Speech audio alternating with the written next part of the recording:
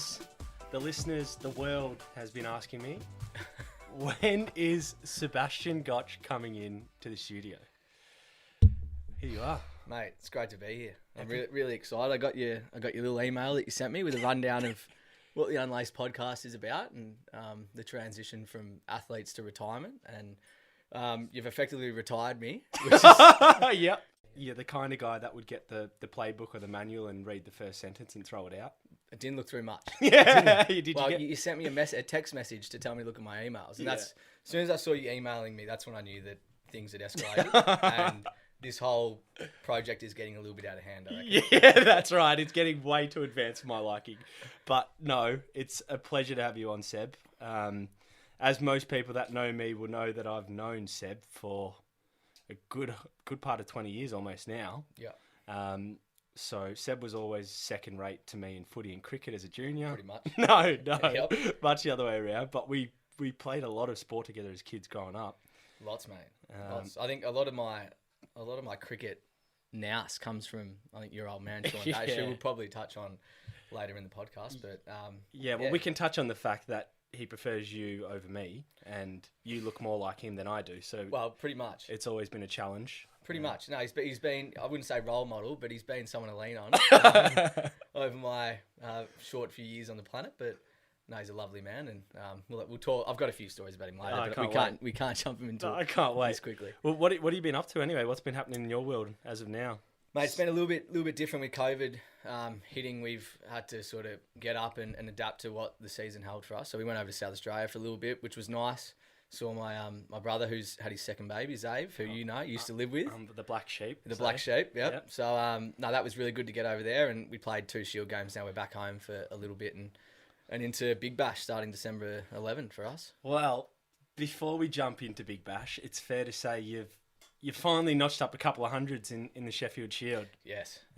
Which we're all wondering when that was going to happen, because you've had the ability. Everyone knew you had the ability. You knew you had the ability. How did it feel to actually do what you've set out to do? Oh, it was a big relief. It had been a long time coming. It was kind of ironic though, the lead up into that first couple of games when I got the first 100. I reckon I was in the worst form of my life. Like, it was fresh off Big Bash. I was averaging about 4. Couldn't hit the ball. I was in the nets the day before, and George Bailey was sort of walking around the nets. Yeah.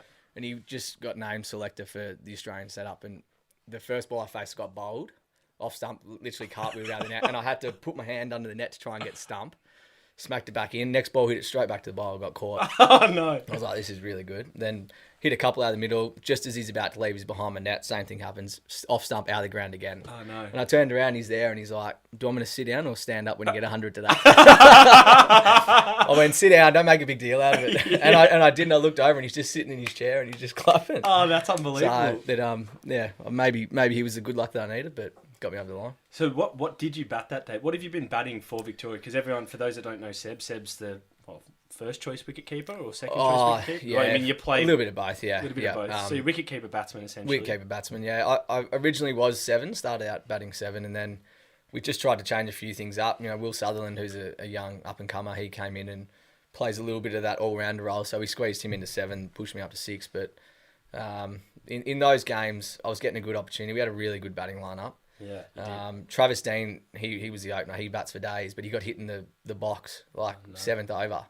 So he retired injured, which gave me a great opportunity up the order. Yeah. And then, it just so worked out that we lost a couple of wickets, but he managed to come back in at about 6 or 7 down. So I wasn't batting with the tail for that last period. I got to bat with an opener, albeit pretty sore. He hung out there for long enough and got over the line. It's pretty great. Like, I think the top 5 or top 6, they're all like Australian batsmen, either in this, one-day form or test form. Like, Absolutely. Bushranger's pretty elite setup. Full strength, yeah. It's just, I think this year will be different because they'll try and play as many Australian games as possible throughout our season. So a lot of our sort of Australian players, they won't be featuring much, which will give young guys like Fraser McGurk, these up and comers, a good opportunity, and it'll allow me to stay in the side through poor performance as well. Well, Lack of option. That's a good thing. Yeah, lack of options always I good. need it, yeah. Yeah, so the 200s you made, because they were back-to-back, weren't they? Yeah, back to back. So one I know was against New South Wales, which is pretty much the Australian team in some regards, and they had a pretty strong squad that day. Who was the other one against? Was it Queensland was the second one. Yeah. So the Gabba and the SCG. SCG, yeah, two good grounds to tick off. Jeez, that's awesome. I remember talking to Pete Hanscom last year, and he's like, "I want to get 100 at every ground." And I haven't even got 300s in Premier Cricket. I was like, all right, I might set my sights to that. And I got 2 in a row. And I remember talking to him. I'm like, there's SCG. There's Brisbane. I love that. What's next? Love that. He hasn't got one at the Gabba, so okay. I've got one over him, which is good. And then if we start looking at, because you've been with the Bushrangers for a while, but you've actually probably been playing in the Big Bash for a lot longer than people think, or at least been on Big Bash teams' books. Yep. Which started back, I think the first one might have been Adelaide Strikers. It was, yeah. Yeah, that was BBL 03. So I think we're into 10 now. Shit. That was it. That was an experience. I didn't really play any games. I wasn't even in the squad for most of it, but you got down to Hindley Street a bit though. Got down to Hindley, spent some great nights at Hindley Street. Ah, gee whiz. Yeah, it was good. They're pretty upfront with you. They tell you whether you're going to be playing or not. Right. And I got the clear message early that I wasn't going to be playing. Okay. So yeah, I used most of my allowance while I was there. Yeah, you got connected with the city. Yeah, just found there were some really nice spots in Adelaide. Really good. But I was going out by myself a few nights. Yeah, you can probably do that there. Yeah, but nice enough. Great experience. Yeah, loved it. And then coming to the Stars, which kind of is like the Collingwood or the Manchester United of the Big Bash. It seems to have the most fans, the biggest backing. Shane Warne was there, Kevin Peterson was there. How did that come about to come back to the Stars sort of program? Yeah, that was a strange one. I remember we were playing. They introduced like a junior CA team to join the main states in a one-day tournament. So we were called I don't even know, CA 11, but we were just made up of 20, 21-year-olds in the one-day tournament. Mm-hmm. First game we played New South, got bowled out for 40 in a one-dayer. They made 360 in the innings before, so that was good. And then the next game we got bowled out for 47. Wow. So we were really struggling, and they got Mark Waugh to come in and sort of give us a pep talk, like bring us back to life. And I'm sitting there like, Mark Waugh's coming, he's one of the greats. And he walks in, he didn't even know what he was doing there. He probably didn't even know who we were. He strolls in, he's like, boys, you're not going to win games putting 40 on the board. And we were like, really? No shit, mate. He's like, you just got to dig in there and get more runs. And then he just strolled out. And that simple sometimes. We were just sitting around. We're like, that's Mark Waugh. Wow. And then the coach, who didn't have much to say at the time, he walked up and he's like, all right. So we all took a bit away from Mark, did we? And we're just sitting there, we're like, what is he going on about? So the next game, we strolled out against Tassie, made 270 and we won. Wow, and everyone's looking back on that conversation like, well, he was right. Thanks, Tom. Just need to make some more runs. Yeah, sometimes the less complicated the message is, the easier it is to... Pretty much. But back to your question, which I just completely avoided. Yeah, in that tournament, David Hussey was with Victoria, and he just took over captain as the Melbourne Stars. Right. And I think they had a little rookie program where you could get some young kids on and get them through the system. And he just came up to me and said, do you want to get on board? And that was back in BBL 04, and we're up to BBL 10, well, BBL 10 now, and still there. So, mate, awesome. I think you've always been pretty elite in every sport you've played, and I do want to go back to when we were younger, because it's quite a journey you've had. I mean, literally, the Seb Gotch story is one that people should hear, because you've come from a pretty elite sporting family, and I do want to touch on your family because they were like a second family to me growing up. So, you know, Bradley Gotch, the father, he played 96 games, 4 short, Brad, don't kill me, over 100, but played for the Brisbane Bears and the Mighty Saints. Yep, Fitzroy at the time. Fitzroy, yeah, sorry. And he, I guess, when I came to know Brad, he was assistant coach at Collingwood in the years where they were pretty strong. When Buckley was captain, Mick Malthouse was the coach, they were playing against the Lions in the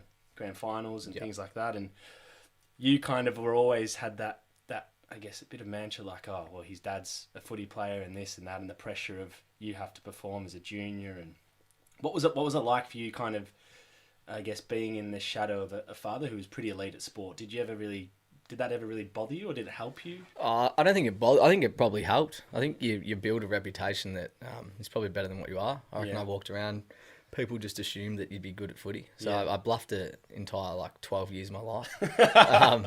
But no, he couldn't really get to many games, so I never felt the pressure from him. Yeah. and he was always very supportive. He passed on a bit of wisdom when it was there, but I don't think there was ever a feeling of you have to do this or you have to live up to this. Two brothers going through before as well. They sort of set the standard in a good way. Because I always felt with your family, that never really trickled down. You know, with some families, they're like, oh, the kid feels the heat. Where you guys, it didn't seem like you really cared because you guys would play backyard cricket with your dad and you'd try and knock his head off. Yeah, wow. And I do want to go into the Gotch competitive nature because like it's fucking frightening. I played backyard cricket at the Gotches multiple times, and I'm talking Seb Gotch made hundreds in the backyard. And like genuine hundreds. It wasn't like hit and run. It was like we'd have to go fetch the ball and he'd bat for 3 hours. But also Brad Gotch was capable of nicking and not walking and saying he didn't hit it. Well, I'll do you one worse, Jake. He was capable of nicking the ball and saying that it was such a light nick, the umpire at the other end wouldn't have given it out. That is unbelievable. So he did that on Christmas. I still remember it to this day, and we couldn't believe it. He stood there and he was in complete denial of the fact that he should have been out. So one of the stories, the reason why I lead to this, one of the stories, and when I say it was frightening, the competitive nature, because it trickled in to you across all sports, which, like, you were always talented, but your competitive nature always was like took you further than others, I felt. But once, I don't know if it was one of the times Brad didn't walk or you refused to walk, and Zave and Brad were chasing around the backyard with a golf club and you climbed up a tree, and this is one of the first times I've been at your house and I'm standing there as an innocent kid, like I'm coming from backyard cricket with my dad, it's fairly competitive, but I'm like, we're not chasing each other with golf clubs. Yeah. And I was like, shit, this is a whole new world here. Yeah, there were those times. I remember Jake picked up a trampoline one day and threw it at me, one of the big ones that took a whole family, got under it and just like sprung it at me. So there was always some pretty heated arguments in the backyard. Mum would see us go out there and just lock the door from the inside and just say, do what you got to do. If we came in crying, she'd just point to the side door and say, go around the house, go out the front, cool off. You're not coming back in here. Yeah, because there was always fights with that. But call me crazy. Do you think that helped you in any way? Like, 100%. Yeah. That with I remember playing with Zave, indoor footy. We used to have little goals set up, and I don't reckon I kicked a goal in about 4 years. Like, he was so ruthless. He'd be up by 20 goals late in the fourth quarter of indoor footy, and I'd get a look at goal, and he'd take me out. Like, proper take me out and take me to the ground. And he sort of built that killer mentality from an early age, and I think it's pretty necessary when you get to the higher levels. You do come up against people that are more talented and do have a huge desire to succeed. So, I think those things, you probably don't realise them at the time, but they're pretty pivotal in having some success down the track. Yeah, because and it's funny, right? Because you were always quite elite at cricket, and me and Seb, we went to the same primary schools, but we played in the same cricket teams, which is where my dad was actually a coach, and some would say, it took under 12s cricket a bit too seriously. Much too seriously. Yeah, you could not walk around the field without your shirt not tucked in, or else you'd get abused. Yeah. I remember, I'd cop it in the car on the way home, but he was pretty firm with a lot of people. It really had to be. Well, there was a game. We had a final. I can't remember who it was against, but we won the toss and we batted first. And then the next week, we're obviously bowling, and he had the cricket ball and he turned it facing the sun. And he opened his sunroof, had it open for a week. We got to the ground. One half of the ball was like bright red. The other one was dark black. Yeah, that's right. I had it in my hand. I looked up and he's over on the side like he's just looking at me. Like, I did that. That is disgraceful, baby. Yeah. Yeah, no, he was pretty competitive, but he took a shine to you because he did take his cricket serious, and you were like one of the prodigies that he had that's validated him now as a cricket coach because he's coached someone that's made it, which is rather funny. But take us back to like you through junior cricket, because you were pretty elite at footy and cricket, but I felt back then probably footy was probably more your preferred sport, even though cricket was like your summer sport and you were good at it, right? Yeah, I think just growing up, I always wanted to just play sport for a living. That was the main goal. I didn't really care what it was in or where it was. It was just play both, enjoy both, and do as well as I could. And I think through growing up, footy, having hip operations, shoulders being as bad as they are, just that nature didn't really sit well with me. Kept getting injured, couldn't get any consistency in footy, but yeah, cricket came knocking, and I think just the outlook in cricket, how long you can play for, you can probably get an extra 5 years on your career if you do it right, and being 5'7", 5'7", 5'8". I was going to go with that. I Yeah. don't think it was ability. It was more. Yeah, the height was a major factor. People used to say you're too small. That would be feedback from teams if I didn't get picked in state representative sides. They'd just be like, you're too small. Yeah. But yeah, that's part of it. You sort of can't dwell on those things too much. One door closes and another one fell open at some stage, which was good. We're going to have one of these. Yeah, I'd love to crack one in. So Sebastian Gotch, everyone, he's brought around. Obviously, he's brought himself VBs and thought I wouldn't be able to handle one of those, and brought me a Canadian club. So, anyway, mate, cheers. Cheers, mate. Thank you for that. My pleasure. It's the first alcoholic drink we've had on the Unlaced podcast, which is go. probably well overdue. But I think you've downplayed your footy abilities there, and I'm not allowing that because we played together for Murrumbina Junior Football Club, which is a great club down in Kangaroo Park there. I think it's still called that. Yep. But we were playing one of the last years I played before I pretty much was forced to pick a sport over soccer and footy in the winter. We played, was it under 13s or under 12s together? Where we're playing an age above. Yeah, it was we were under 12s, but forced to play up in under 13s because I think it was just numbers and. Right. And you're 5'7" at the age of 27, so imagine how tall you were at 12. Yeah. So you're pretty small. Not very tall. But you won the league best and fairest. Yeah, yep. As the smallest bloke in the competition. Yep. And there's a story of this, because you did win it on ability and you literally influenced games as you do, even though I did take some votes off you. You did a couple of games. But there's a famous story of one of the biggest blokes on the field, and you'll remember this, where I think, I don't know, he was winding me up and I had a go at him, and that my dad has this story that he was just spinning me round. He had me just like throwing me round and I ragdolled him. And then you've lined him up 5 minutes later and he was unconscious on the floor. Yeah, there's a bit more to that though. I want to hear it. He was a big guy. It was East Sandy we were playing against. He would have been like... Bulger. He was the kind of guy that when you get to the ground, he needs to hand a birth certificate in. Because everyone else is he like, drove how there. old's that kid? That's what everyone was saying, right? So we were playing. We weren't very good. It was like halfway through the third. We'd already well and truly behind the 8 ball. Like, once again, I reckon we won a game that year. No, we didn't. Really struggling. We won all the individual awards. Yeah, but he was lining blokes up left, right and centre. Like, when you looked over to our change room or our bench, it was like a cartoon skit. There were, like, nurses and, like, people holding broken legs. Like, they were just cooked. Yeah.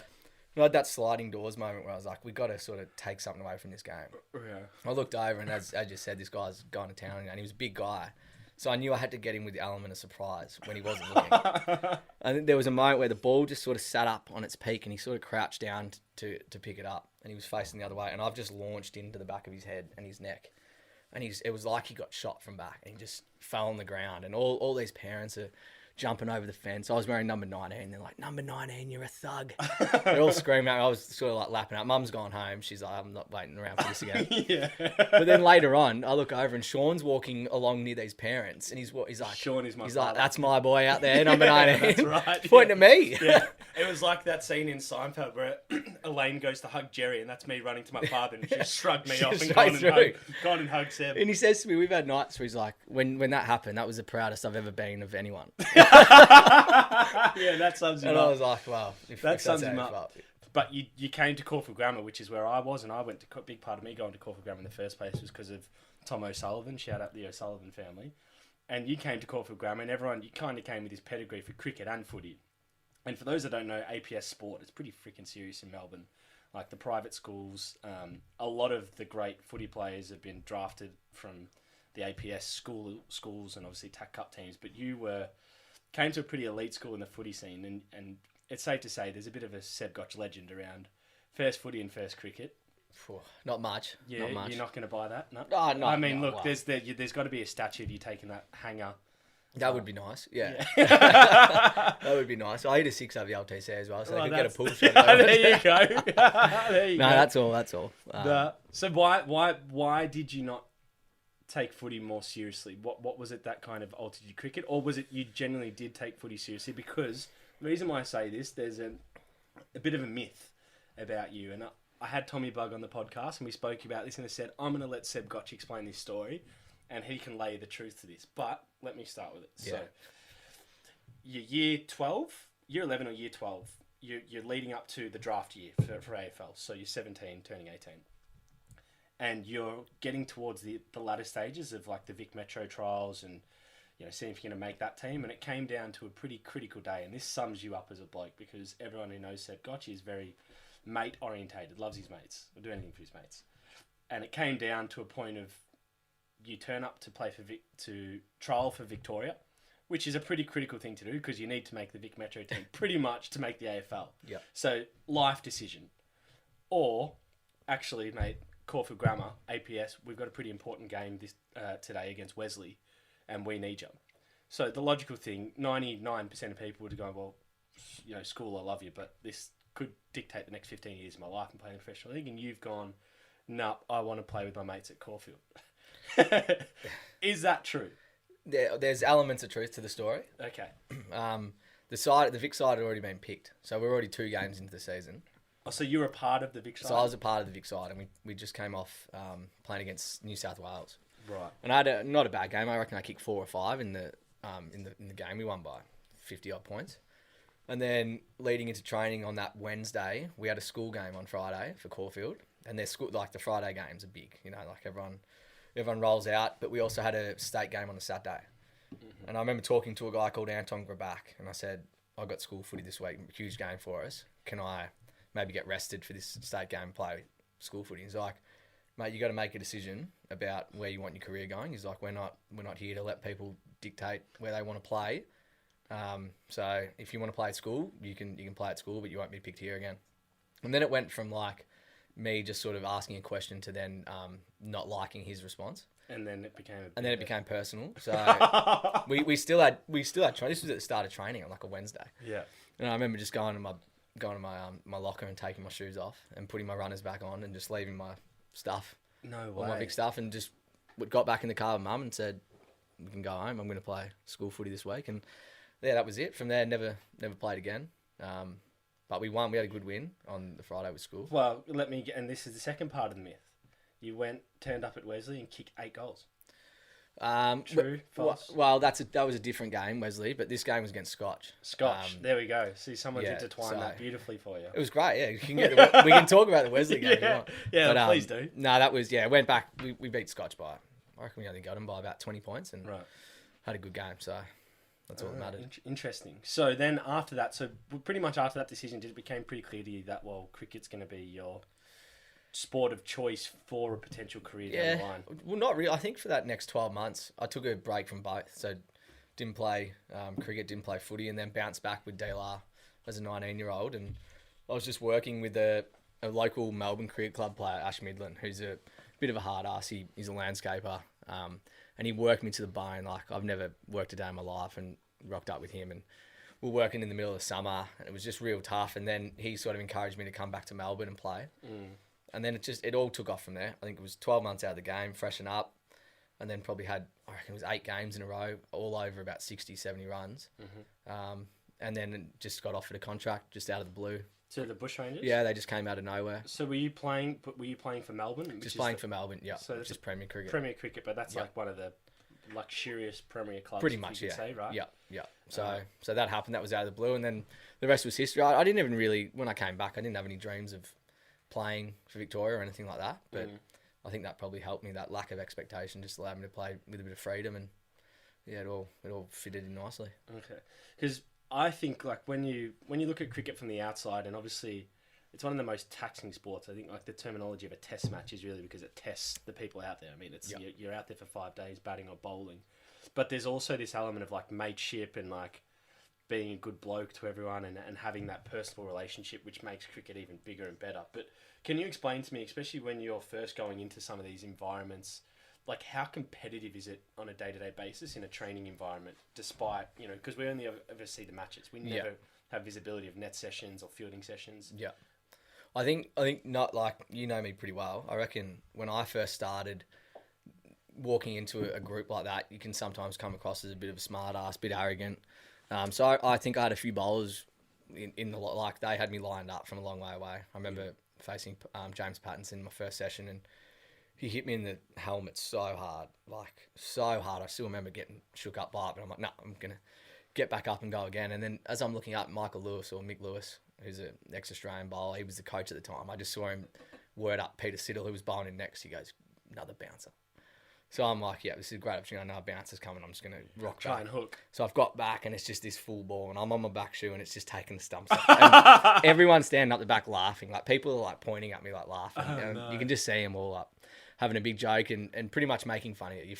I felt so smaller than usual. But I think from that point, it sort of changes. You get a real look at this environment that these stars of the game are brought up in and how they play and how competitive they are, not just when it's time to play a game, but through training and even in the gym, even in their running, everything they did. It was who they were. It wasn't a choice. It was just something that they did every time. So you don't see as much of it now. It's a little bit more relaxed. I think there's not as much that competitive edge. I remember Dave Hussey tells stories about Dirk Nannes and Peter Siddle and Shane Harwood. They didn't like him when he first started. So when he would be in a net and they'd call change nets, Huss would go to the next one. They'd all just follow him to the next net and just bob bounces at him again. You're kidding. And he just kept going down. But he faced them out and he reckons I talked to him. Yeah, he got their respect and that's one way of doing it, especially with those older guys though. They love someone like that. Because you definitely have...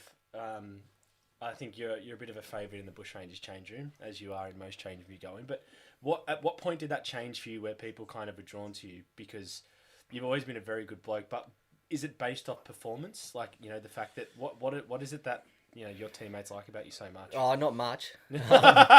There's still quite a number of them that dislike a lot of the things I do, but I think you got to have that balance. There's got to be someone in the team like that. Why? Oh, I don't know. I don't like some of the things I do, so. I mean, yeah, but you're just you're a normal bloke living your life. Is that what it is? A little bit. Maybe I live my life too much. Too free. And don't make the same sacrifices that some people make.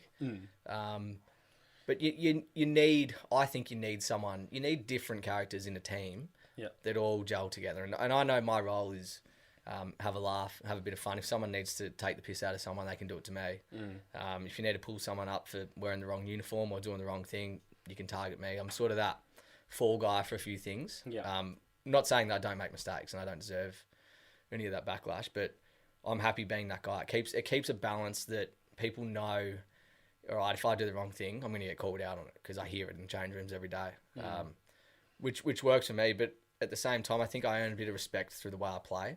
I don't reckon my personal results speak that well for me, though I've sort of taken my time to get into it. But I think my competitive nature when I'm not doing that well has always been there, and I reckon I can drive a team from behind the stumps in some pretty hot days. You've always been, I think this has always been something you've done as a young kid too, and I actually think it comes back to some of the fundamental stuff that used to happen within your household, because I actually reckon the most competitive games you ever faced was probably against your brothers and your dad, and like playing New South Wales would be tough, and there's obviously skill levels higher, but the mental strength to kind of withdraw what you went through at home because you actually had to go down and eat dinner with these guys after would have been a bit harder, right? Yeah. But you've always what I was trying to get to is you've always performed better under pressure.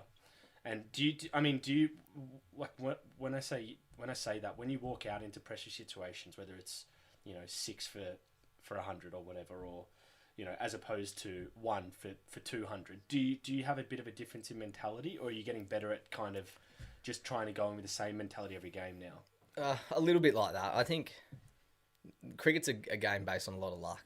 Like the games I score runs, I can think back to moments where I got dropped or got hit on the pads and didn't get given out. So there's always a little bit of luck involved. But I think just staying a little bit level, and the last couple of years I've had some opportunities to make runs under the pump, and I probably haven't done as well as I liked. And they're the ones that they hurt you the most. Like you can fall over with the rest of the team and make mistakes, but when you get an opportunity to stand up in big games, obviously they mean the most. So I think looking at it from that point of view, that it's an opportunity to do something special as opposed to it's a chance to let everyone down. Yeah.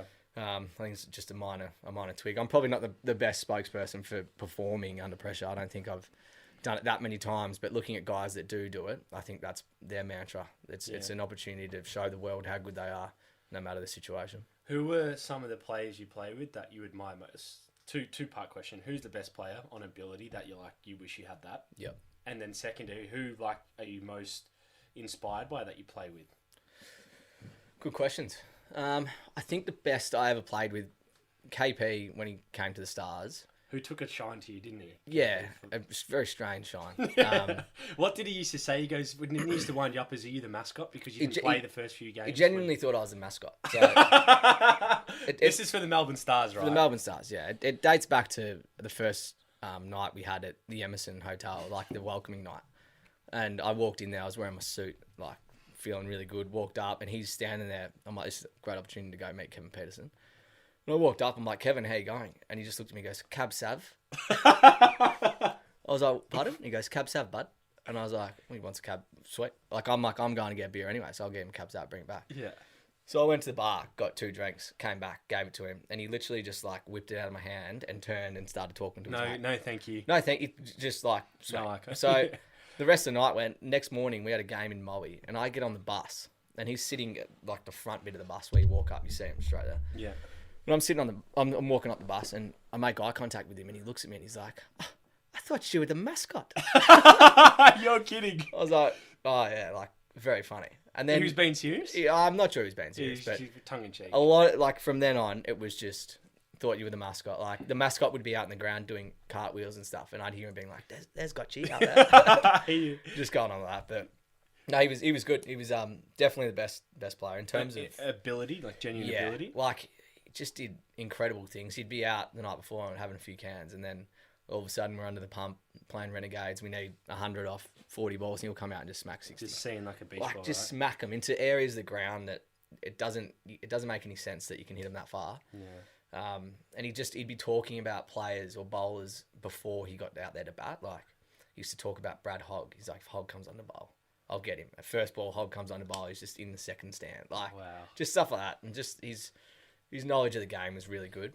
But I think a guy that I like to look at and like to see the way he goes about his training and his application to the game is probably Will Bukowski. He's come from a tough background, but he's made heaps of changes. He's becoming one of the best batsmen in Australia, and he's not far off it right now. And just the way he can stay level when things around him start to get unbalanced a little bit, I think he's put in some really good plans and process, and I think it's a great outlook on how to go about things. Because you've been there for his whole journey, hey, really? Because he's a couple of years younger than you? No, he'd be about 5 years younger. I was in year 12 and he was in year 8. Right. And he sent me a Facebook message No way. after watching a game at Brighton College, or Brighton Sec, or whatever they're called in the APS. And it was like, hey mate, like love the way you bat. Good luck for the rest of the season. And I replied something nice, like incredibly, like could have said anything to this kid. Yeah. And I talk about it to this day. Like he got picked for Australia, and I'm like, I'm still your idol. You wouldn't be doing this if it wasn't for that day. Not at Brighton, right? But no, he's a good fella. Do you reckon he'll get picked up for the Aussie team in the summer? Well, Warner's just been injured, so I don't know how serious that was, but it looked pretty bad. So and I think it was a groin as well. So the groins can be quite a long time if you do it badly. So he's a big sniff, really big sniff. Okay. What I wanted to spend a bit of time on, because it's pretty I don't know if this is where you earned some of your respect, because like blokes like, you hadn't really played too much for the Bushrangers, but for some reason blokes like Wadey and Dave Hussey and the Duck seemed to take a shine to you. But there's a few stories you have of the Bushrangers pre-seasons, and where did you guys used to go for that? Was it a week, or roughly a few days? You used to go up the coast somewhere, or we did a few things. We went to the Peninsula, we went to Dargo, went to a few different areas. Can you take us through what a Bushrangers pre-season's like? Because I understand there's an element of like, it's serious, it's performance, but then there's a whole lot of fun as well. Yeah. That's the key for us, I think. We're at that stage now, we've developed a culture. I think culture's just, if it's working, you can just keep doing it. There's no right culture. There can be a wrong culture, but I think it's all based on performance. And we were lucky to be in that time where we were doing well, and the players in our team loved a beer. They loved to have a bit of fun. So that felt like the balance that we needed. So we got to always do things like that. But we had a few trips. We had a trip to Dargo, which was in the mountains and like freezing cold. Got down to -3, -4 most nights. And you had to do challenges for food. So you were put in 3 groups. I was with a few boys. There was like 7 of us. And you're in your tents, like just sitting around fires. And we got given a little bear, and you have to hold this bear. It has to be visible for every other group throughout 24 hours of the day, but you have to hold the bear. So I was in charge of sleeping with the bear outside in this freezing cold weather. And one night I got this like bit of wire and just tied it around my chair, and then went around the campsite about this high off the ground and did it really tight. So I'm like, if anyone tries to get the bear, they'll trip over the wire and I'll get them. So I'm lying there. It's probably like 3 a.m. So you've set a genuine mousetrap. Set a trap. And I'm lying there, and I just hear this bloke go, "Ah, fuck!" And then bang, and then hit the ground. And I can sort of see in the shadows this bloke like hobbling off. And I was like, "Oh, jeez, what was that?" And as I looked closely, it was Mick Lewis, and he had a shotgun. And he was getting ready to shoot to wake everyone up. So I've just tripped him over with a shotgun. Oh no! Could have put a bullet through one of the kids. Oh no! I was like, "Oh, gee whiz!" But that was how serious the camps were. Like they'd wake you up at 4 a.m. Wow. You'd do trips like that, and for some reason, you'd never get food. You couldn't eat. You couldn't do anything, but the eskies would be full of beer.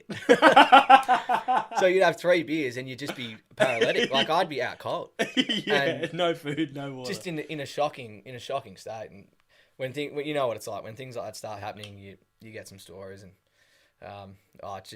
it gets out of hand. But when you leave those trips, when you spend time with some of your mates and teammates, when you're all doing it pretty tough, yeah, but you all get to have a bit of fun. Yeah, you come out of it really close, and I think that's been a big part of our success over the last years.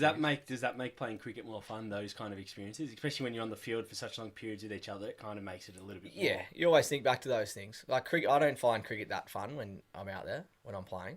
Yeah, I think it's a great challenge mentally and physically. But in terms of fun, I think you need to play well to have fun. I reckon over my last 30, 40 matches, I reckon I played well like 3 times. Yeah. So you walk away most of the time, 94% of the time, yeah, feeling like dirt, like you're absolutely useless. Yeah. So you got to make the most of those things, and that's where my excitement lies. Those little celebrations. And we talk about this on this podcast quite a bit, but like handling, and we've done it more so with individual athletes because it's a bit different in a team environment because you've got people to pick you up when things don't go as well. Particularly if you lose a game, you've lost the game with the team. And individual athletes always talk about, we had a boxer on, Caitlin Parker, a few weeks ago, and I was like, life can't get much harder than getting smacked in the face. So surely when you lose that, if you can get back in the ring, there must be some great benefits to that for you and for heaps of other things in life. But in cricket, although it's a team sport, there's a lot of individual heat that you deal with because you essentially are batting by yourself and you get yourself out and that affects the team. Yeah. So, and then sometimes even like twofold to that, you either have to bat again, which sometimes is a good thing, but you almost have to wait to bat again for a long period of time. So you're sitting on your dismissal for, potentially a couple of days.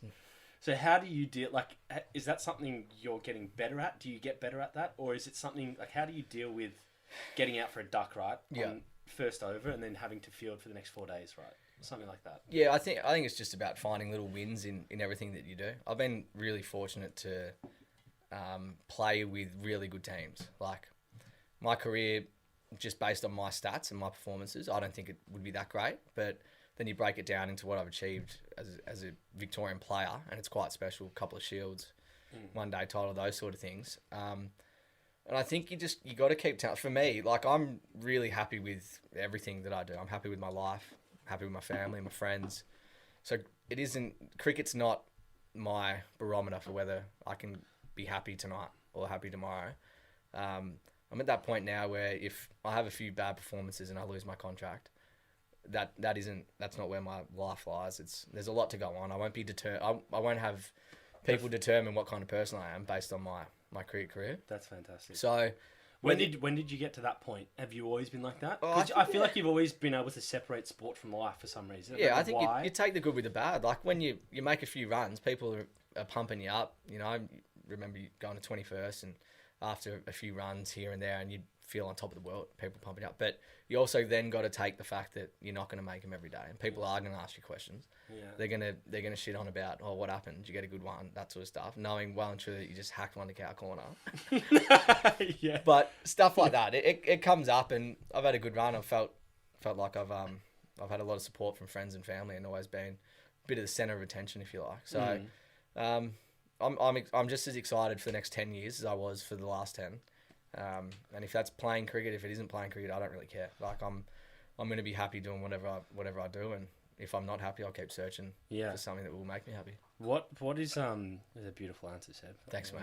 We may as well. Cheers. You cheers want to that one. yeah. Write that down. Actually. Yeah, actually, put that on the little That headline might be you just get. the intro for this whole episode. I don't know if we can, Just have that. I don't know if we can go after that. Oh, out. Get the tissues out. All the mums at home are crying after that one. Oh, I wish my son was like him. And they don't know that No, it's all fake. trust me, you do not. I need to make runs. Oh. No, but what I was leading to is for you now at 27, and cricket's one of those games you could probably play for another 10 years, really. I mean, batsmen bat for, God, till their late 30s and still bat well at an elite level. But do you have, I mean, you've always been a pretty smart guy and had a broad perspective on life, but do you have an idea of some other things that you would like to look at outside of sport and cricket? To be honest, not really. Not right now. I think I've got sort of 4 years left playing. So Is that contracted for you? So you just set that okay. Yeah, so I feel like my view of what I want to do between now and then will probably change. Right. So I've always been one to try different things, always put my hat in the ring to see if I like it or not.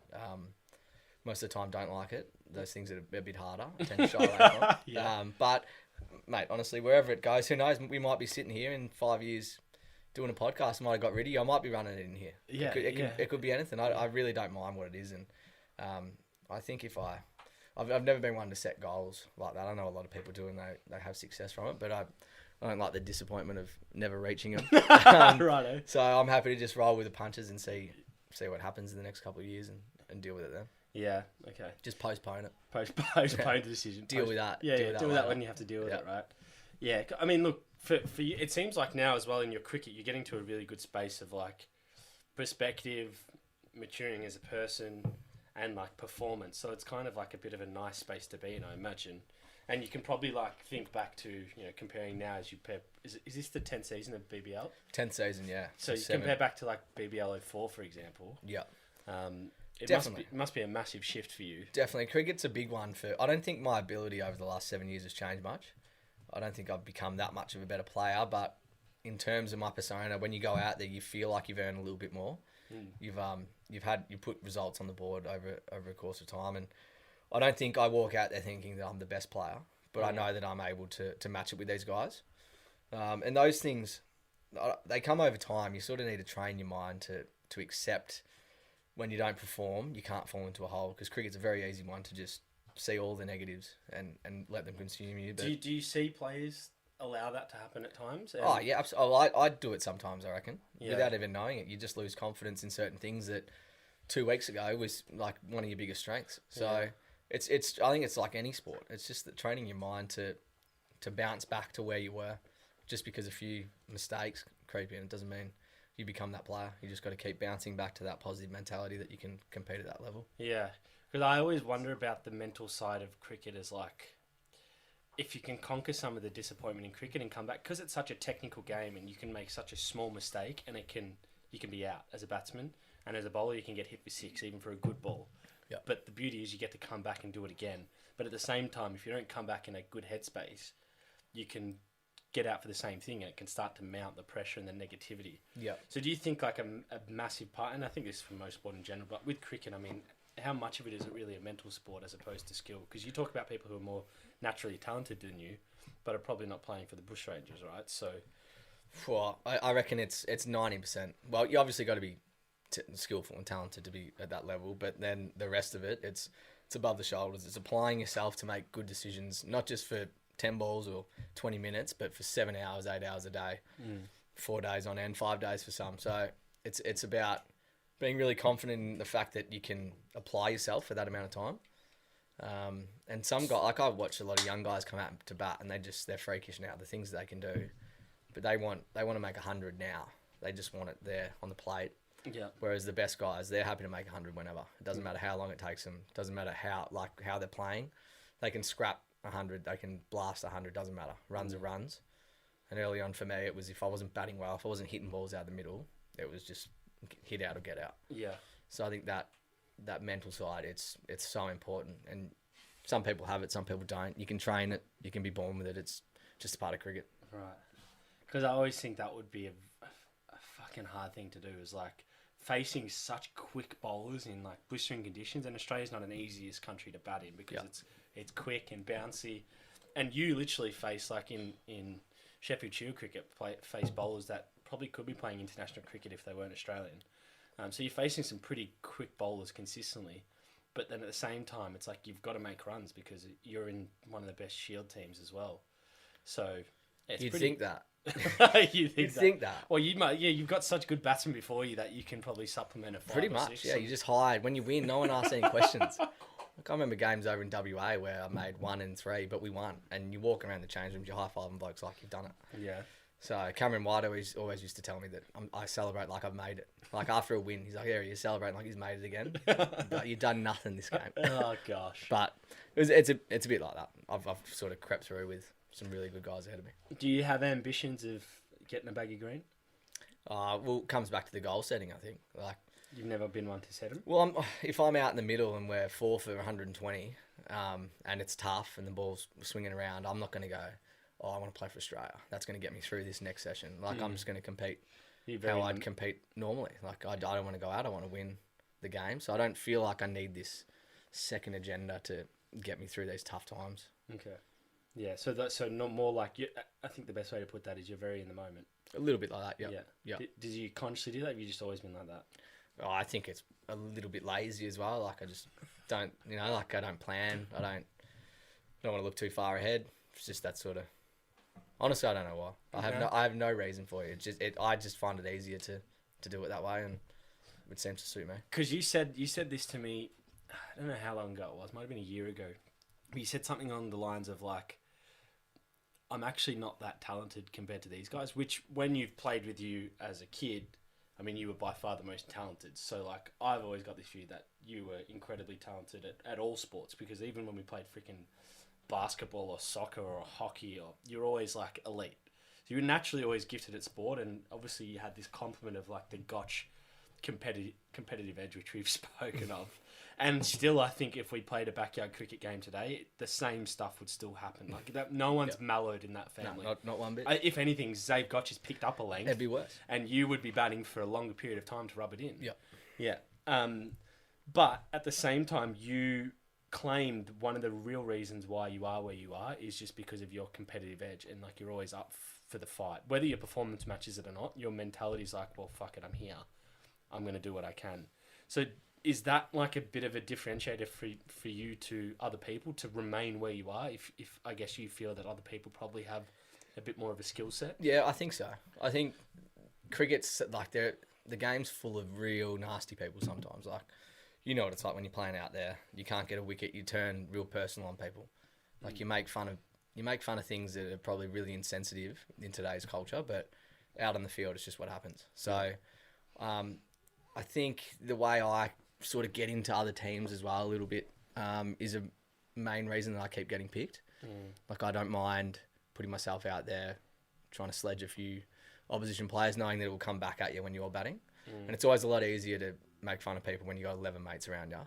But then when you're batting and you're out there by yourself, you can feel pretty lonely. I have felt real bad a couple of times. Really? Blokes just leaping into me. But I think that's a big one. I think cricket to me stretches further than just batting and bowling. A lot of things that you can do out in the field to help the team win, and I feel like I do those things pretty well.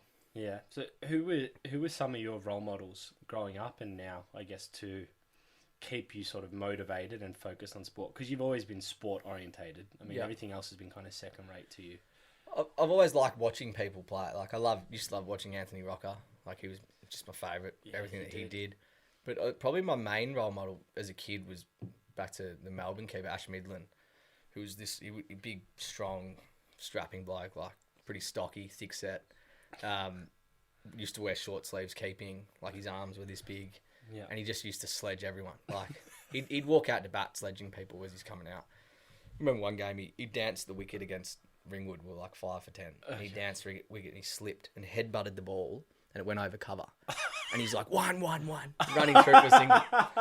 And I was like, I just love this guy, the way he plays. Like, he'd do anything, when he's on the field, he'd do anything to win. Yeah. No matter what, he'd burn bridges with some of his mates from other clubs just to make sure that we won. And I think I just love that mentality. Like, when you're out in the field, you're there to win. and he wouldn't leave any stone unturned. So he was the man. I do want to get into some of the Seb Gotch story time because anyone knows Seb Gotch. He tells some ripper stories over a couple beers. And I'm trying to think where to take these because there's quite a bit that you've got. I'm trying to draw some that come to mind, but I don't know if you have any off the top of your mind where you can really take us. But I mean, there's a lot that's happening in your cricket. Yeah, no, I know, I have. There's a few. I wanted to bring one up about Sean Daish a bit earlier. Please do. My father, he'll be watching this. I remember I used to ride around to your house. You sometimes you weren't even home. I just ride around, knock on the door, see if you're there. You still do that? Still do. But I remember riding my bike down Halliday Street or whatever you Kinraid Street. Kinraid, whatever it was. And there you were. The sun was just sort of setting, so it was that really bad light time where you can't really see much. The sun's coming down. It's pretty dusty. And I looked over and it'd just been raining a bit earlier, and there was the concrete wicket with the net set up. Yes, at the park. And Sean's got you in there, and he's whipping balls into the ground. They're skidding off the water, and they're taking your gloves, like hitting you in the head. Yeah. And I just kept watching him. He's trying to tell you to like get in behind it and scream that. And you've just thrown the bat. And you've just walked inside straight to Amanda, and you're like, I can't deal with this bloke anymore. No, there's like countless videos that we have at home of me playing backyard cricket because I actually my family, for those that don't know, were pretty much all cricketers. My mum's side of the family all play cricket. My uncle still plays county cricket now. He plays for Hampshire. He's played over like 15 years in county cricket, taken over like 300 wickets probably, or 200 wickets. And then my dad played for Victoria as a cricketer, but kind of stopped at 23 when he had me. But there's all these videos of him getting me out. Like I'd be on 99 in the backyard, like made up 99, and then he'd pick up a yard and bowl me out. And I'm like 6 years old, and you hear me start crying, and then mum's like, "Oh, don't just let him get 100, Sean," you know. But and then back to your story around going into the nets. I used to be horrified going into the nets because he'd take me, and you'll know this, you'll laugh at this, because everyone used to complain when I was a kid that, geez, this kid looks like good technically. Yeah. He stays out there for a while, but he never plays a freaking shot. It's just defense. And it's because all he would make me do is do a front foot block. Yeah. I didn't earn the right to play a shot until I could do that. And when I used to get bored of it, because we'd have to do, it'd be like 100 balls he'd throw me, and I'd have to play the same shot over and over again. And then I'd get sick of it on like ball 60, and I'd try to flick one over mid-wicket and like maybe get out, or I'd hit it and I'd feel a bit confident. And then the next ball, I'd always be naive, think it's coming back to the same spot. It'd come at my head. And he'd try and knock me out, and then I'd go home crying again. And he had it worked out, though. No, he did. Resilience. Yeah, and as he says, he goes, "You don't realise the cricketer you would have been. You were building beautifully until I moved over to soccer." And I actually think one of the reasons why I went to soccer was because get away from cricket. It wasn't a helicopter dad. Yeah, I mean, I used to tell him, I'm like, "Sean, look, you had a pretty good fatherhood." He goes, "What do you mean?" I'm like, "Well, I was, batting number 3 and opening the bowling in cricket, and then you come to soccer, and I was the captain there, and then footy, I was playing with Seb and wind him up." Yeah. But no, I did. I moved to soccer because I'm like, I couldn't, like I didn't have my, there's actually a famous story I will run into for our good friend Damien Simic, and this just kind of sums up my dad of a competitive nature when it came to cricket, and one of the reasons why I gravitated to soccer, not just because that was one of my favourite sports, but we were playing Haileybury in Year 7. Yeah. And we had a Year 7A team. We were batting really well. We made a good score, and then they kind of went ballistic, and they needed 5 runs to win in the last over. And obviously I was the captain of the 7A team, so I had to bowl the last over. So I'm thinking, fuck, all right, here we go. So anyway, the blokes nipped one off his pads the first ball to find leg. They've got a single, so I'm like, oh, they've got 4 to win. 3 to draw, 4 to win. So I'm like, shit. All right, well, I've got to bowl full and straight, and I can see my dad like standing over behind square leg, just piercing eyes at me, like giving me this eye contact, like, you better not bowl on his pads again. So I bowled 4 dots. So they've got 4 to win off the last ball. I'm thinking, how good's this? Like, we're going to win. I'm just bowled the same ball again. This bloke can't hit me. Yeah. Anyway, I've accidentally let the ball just slip a little bit onto the guy's pads, and he's flicked it down to square leg to our good mate Damien Simic standing on the boundary, whom my actual dad is standing behind. Anyway, Damo's come down and Damo, get it, throw the keeper's end. And I'm thinking, oh, beautiful, they're going to get a single. Damo will throw it in, we've won. Happy days, Jake's the hero. Yeah. Anyway, what does Damo do? It's a Sydney Harbour. It's gone through his legs, 4-4, and you hear my dad just go, oh, fuck! Anyway, I think I batted well that day and bowled that way. Batted well and bowled well despite the last ball. Yeah. I get in the car, the first thing he said to me, why would you put your worst fielder at deep square leg? That was what my I don't childhood... think Damo played ever again. No, he never played. We still talk about it to this day. My dad's still disgusted in him for that performance, which is why I gravitated to soccer and ended up down there. So You had to make that change. we had a pretty we went to St. Patrick's Primary School. I want to touch on this because there was like 250 kids there, but we were the third best cricket team in the state. Yeah. And in our year level, despite there being like only 30 kids, we had yourself who went and played for Victorian the cricket and Melbourne Stars, myself who had a short stint in the A-League, but also Fletcher Roberts, who's a premiership footy player. Yeah. We had a pretty was a cool good year. It was a good year. It was a good year. We were pretty solid in like we'd come up, as you said, we only had small numbers. We'd come up against some big schools and give them a shake. But we had a good coach as well, Mr. James. Greg Like James. there were times, most year 6 schools, they'd be like, we have to have a balance. You get calls from parents being like, I want my son to have a hit this week. And parents would call up, like it'd be us in the top 4, and parents would call up being like, can little Jimmy have a hit in the top 4? And Mr. James would be like, nah. We've top 4 set. That's tell right. him to bowl. Yeah. The midfield was the same midfield every week. Midfield, yeah. Wouldn't rotate. Like, that's right. He'd be running along the wing. He'd be like, "Do you want to come off?" He'd be like, "Nah." And he's like, "No worries." That's right. He'd do whatever. But I think he contributed a lot to all of us. Yeah, he did. In a way. He was very encouraging. Like he loved our sport probably more than us. Yeah, and those at that age when you're getting recognition for doing things well, I think you get really confident and some overconfident in a way, but you like me. Yeah. But yeah, you just get that spark that you need to take you through the next passage of your career, and I think he's a big role model for all 3 of us and where we went. Yeah, he definitely was. I remember him used to, when the summer of cricket was on, we'd have the TV in like a multi-purpose room outside of the class. I mean, he'd send 1 or 2 of us to go, hey, can you go check the score of the cricket? Yep. And you turn it on and we'd watch 5 overs, which is about 25 minutes, and come back to class and go, oh, Mr. James, it's 5 for 131. He goes, thanks, boys. Yeah. And you go back to your seat like you just haven't been gone for half an hour. I remember you at the year 6, like when you get up on stage and you say the best memory you have. I reckon you said when Mr. James used to take me out of class and let me go watch the cricket. And he's in the corner. He's like, no. Yeah. All the other teachers look at him like, oh, really? That's right. But he was a ripper. He was one of the best. Now, obviously, as we've spoken about a lot of your achievement, but there is an element of the Seb Gotch story where you've had some really harsh times, and I don't know maybe the grunt of them, but I know you had obviously some serious injuries. Particularly like a hip injury at one point. And I don't know if there was periods where you thought you might not play, because you did have a long stint away from sport due to, was it your hip? Yeah, I had some sort of defects in my hips that instead of just being nicely carved out, they had some little bones sticking out. And just kicking a footy, those little bones used to just wear away at whatever was inside my leg. And it got to the point where I remember playing, and I used to say to Will Edwards, I'd be like, if I take a mark, come around the side and I'll handball it to you, because I just couldn't kick. My leg just hurt so much. So I'd strap it up in this little, like a TheraBand almost, just wrap it around a hook in the change room at half time, put my leg in it and just sort of hang and just try and release a bit of that pain. But it wasn't great at the time. I had to get them both done. I think you probably had something similar done as well.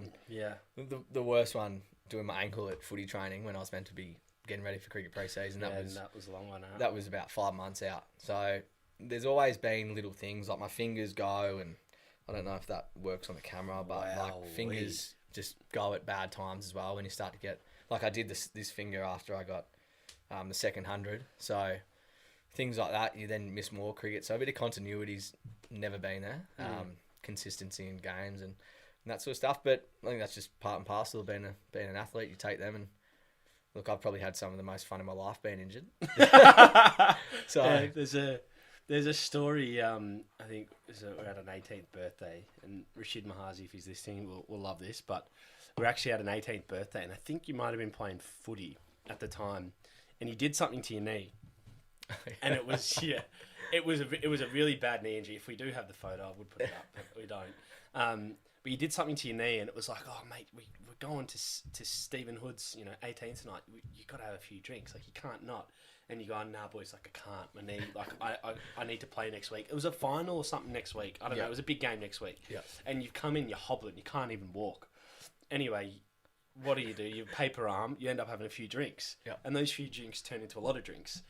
And next day, there's a famous photo of you holding your knee saying, you'll play next week, and you can't see your kneecap. I couldn't believe how much it's like. You cannot see your kneecap. was It's that just big. a circle, was and you've gone, I'll play next week. Well, I can remember leaning out the cab window that night when I was leaving, and Rashid's across the road, and I was screaming at him. I'm like, I will play next week. We're still talking about And he that was to this losing day. it. He was losing it. I don't reckon I played for a month. I don't reckon it was longer cooked. than that, bro. I was You- cooked. You couldn't walk. Mate, so I burst my bursa in my knee.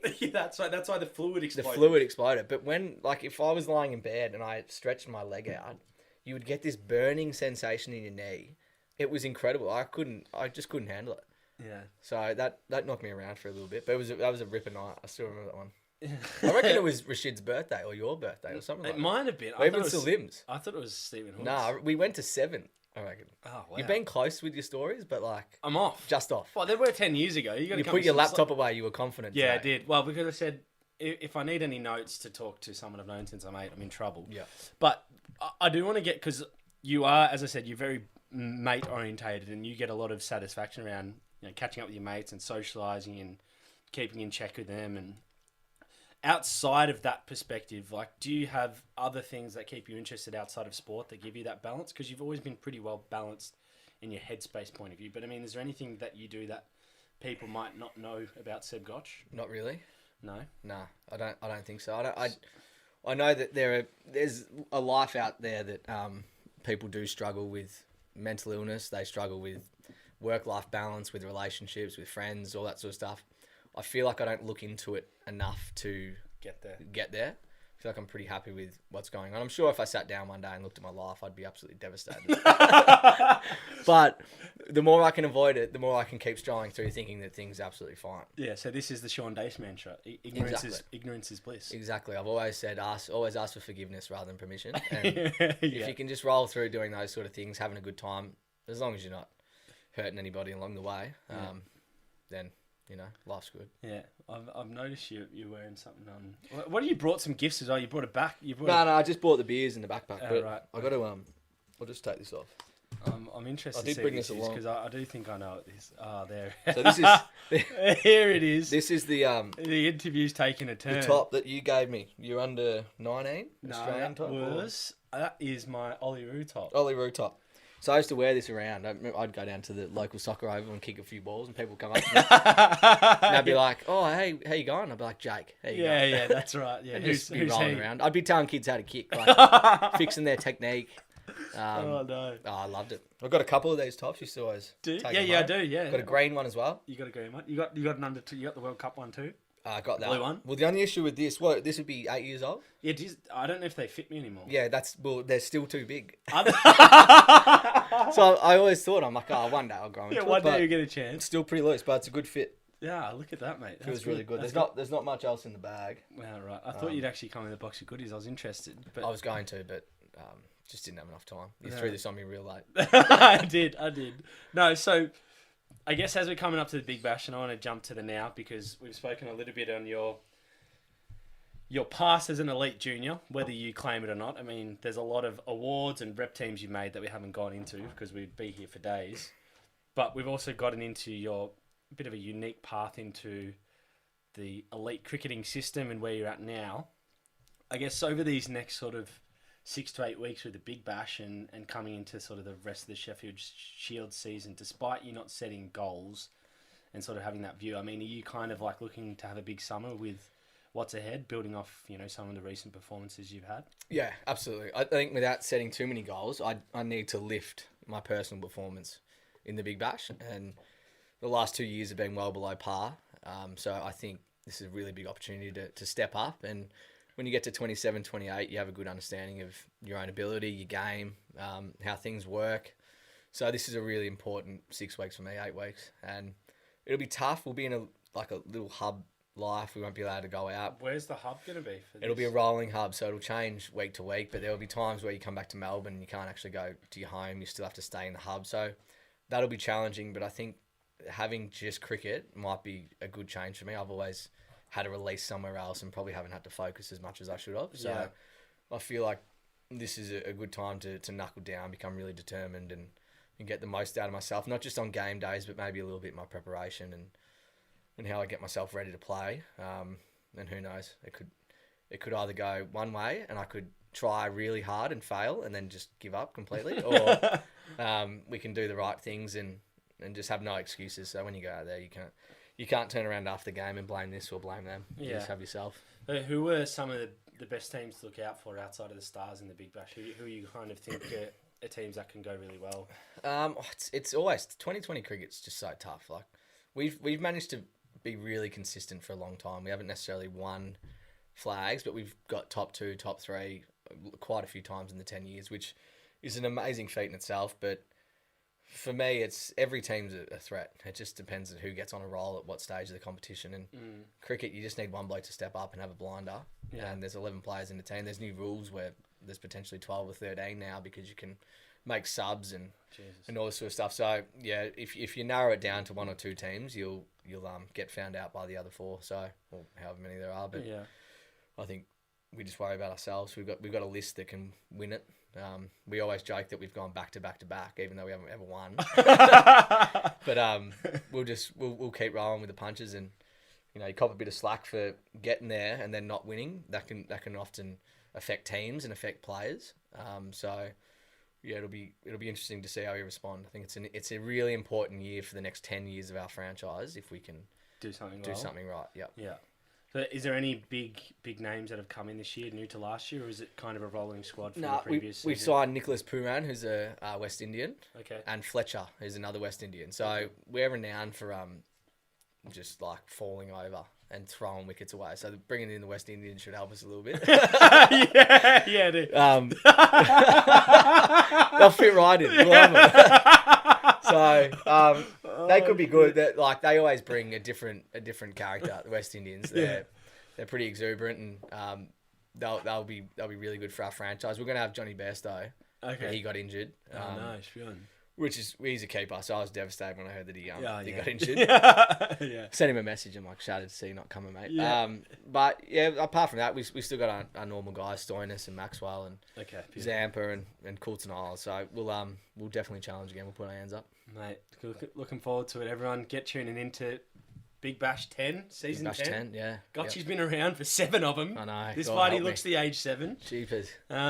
But no, mate, we do appreciate you coming on the podcast. As I said, you're one of the elite junior athletes I've ever played with and seen across a number of sports, which always bothered me because you were the smallest and just everyone seemed to be scared of you on every field for some reason because you were so competitive. But I'm very proud to see where you're at now, mate, and finally getting some accolades for the work you put in over the last 5 years. I mean, getting some hundreds.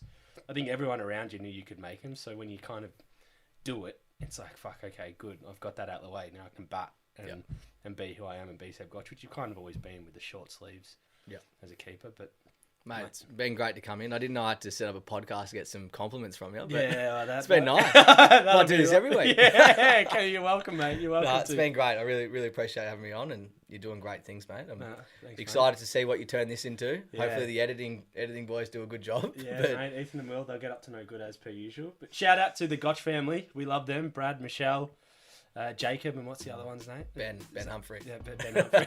Not Xavier. No, big love to Xavier Gotch. Yeah. My brother-in-law. So, take it easy, guys. Thank you, everyone, for listening in. And Seb, pleasure. Thank you, mate.